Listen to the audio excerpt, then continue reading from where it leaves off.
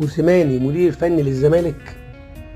موسيماني في اخبار كتيره بتتكلم ان موسيماني هيبقى مدير فني للزمالك، وفي اخبار بتقول ان فيريرا لو اتغلب في ماتش شباب بلوزداد والزمالك طلع من افريقيا كده فيريرا الموضوع بتاعه انتهى، واداره الزمالك ممكن تتعاقد مع واحد زي موسيماني.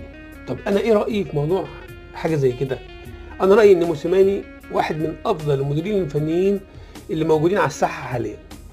ليه اسلوب معين في اللعب، اسلوب هجومي منضبط وكورته جميله.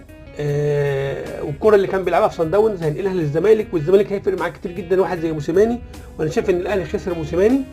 لو فيريرا ساب الزمالك اتمنى واحد زي موسيماني بفكره، بطريقته في اللعب، باسلوبه الجميل السهل الممتع يلعب في نادي الزمالك.